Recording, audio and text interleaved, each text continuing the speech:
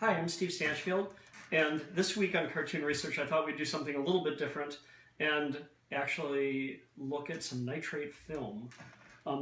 These are recent shipments from UCLA and the second shipment of Flip the Frog cartoons. So let's take a look and see what's here.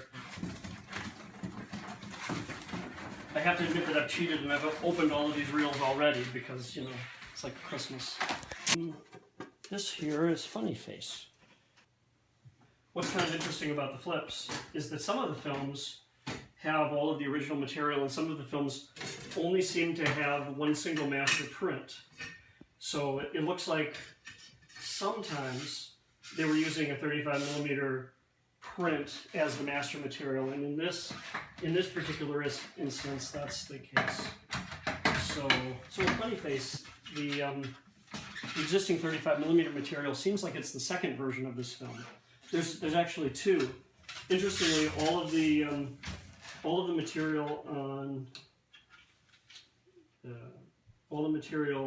Blackhawk has on the film that they'd made 60mm versions of are what appears to be the first version of it, and this single extant 35mm print seems to be a second version of the film, which every close-up shot of the girl character has been redrawn a little bit to change her hairstyle. Now, it seems like that was done to try to make the character not look quite as much like Betty Boop. Mary's helping me out here today, which is kind of cool. So, hey Mary, if you could come forward, I want to show everybody this and kind of how this is set up. So what they did is they made this 35mm print ends up being kind of their master material. So Pat Powers has put the 35mm title sequence on here. This is the title sequence that says a flip cartoon. So it's not the original title sequence. But the way they've got this set up, and this is why we see the prints the way we did, and there's a handful of these that look like this. So they've done a splice in on these, and they've been careful to bloop the sound as well to make sure that, so I can tell in that way that this is their master print. But there's our standard reissue title for this. And what it looks like to me is that they've actually blooped this right into an MGM print of the film. Or maybe even a print with different Pat Powers titles, I don't know. But anyway, as you can see, this is in pretty decent shape. I've gone through this one already. There's no splices in that, which is kind of nice.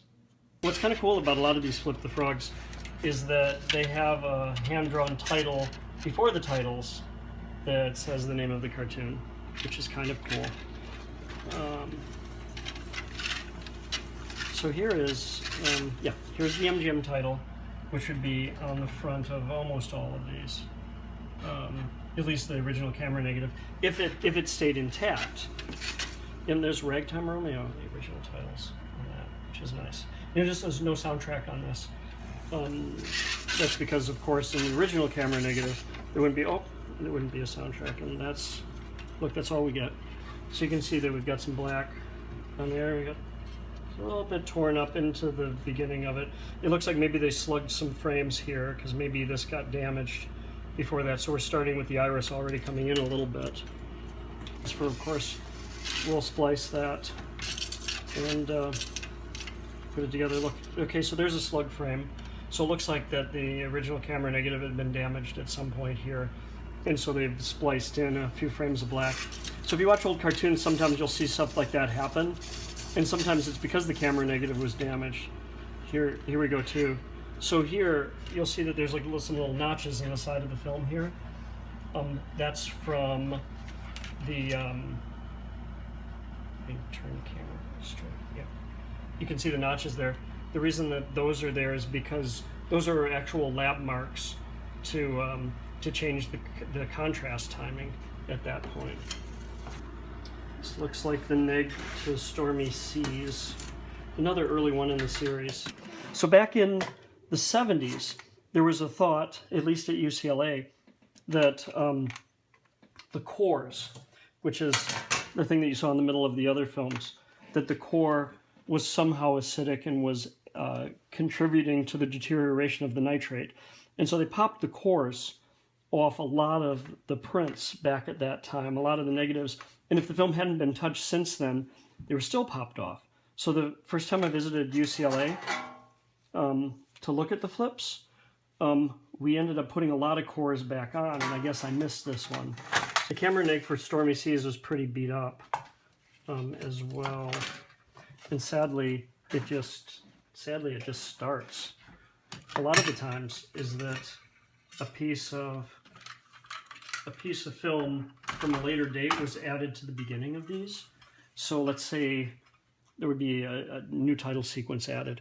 So what ended up happening is the newer title sequence on a different nitrate stock may have deteriorated, and so they had to cut out the beginning of the cartoon because of that on the original camera negative. And a lot of these, the original camera negative exists as well as the MGM fine grain. So we can look at the, this is a little bit beat up. So we can look at the fine grain too and see. So this one says the CMP, which the can is labeled CMP, which would mean composite master positive, which would mean that it has both the soundtrack and the picture copied onto the same piece of film. And there we go with the MGM title again, Movie Mad. So what's really cool about these is that a lot of the time these fine grains really haven't been touched at all, because when Pat Powers reissued the films, he didn't go back to MGM's composites. Instead, he would, here's the MGM titles, and this is looking physically pretty mint. But he wouldn't go back to this material at all, and so this material was used once basically to make the dupe negative for original release, and that was it. So what is called a track negative, the track negatives in these cases are usually the original camera track negative, which is really cool because this will be the first generation of this material. Look here, the end of this track negative doesn't have a leader on it or anything, it just kind of ends. So chances are, and we definitely have a waveform on there, so chances are we don't even have a complete track. Here's Fiddlesticks, which is the one of two existing 35mm color nitrate prints. That it appears that these films were never released by MGM in color at all, but rather all of the ones that were made in color were actually released in black and white. But if you look,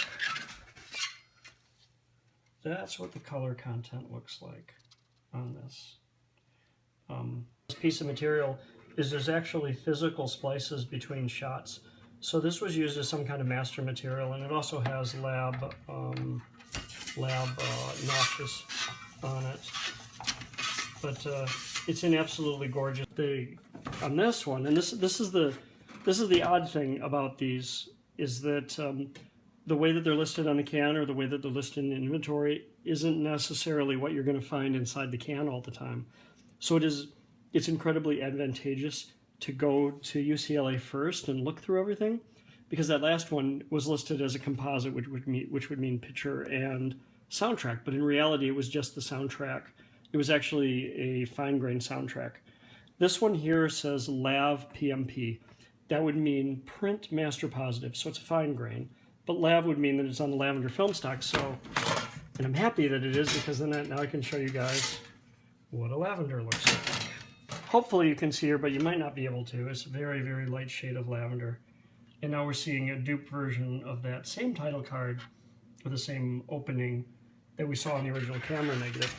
So happily, Stormy Seas also is a nice lavender and has the original MGM title and is physically in perfect condition.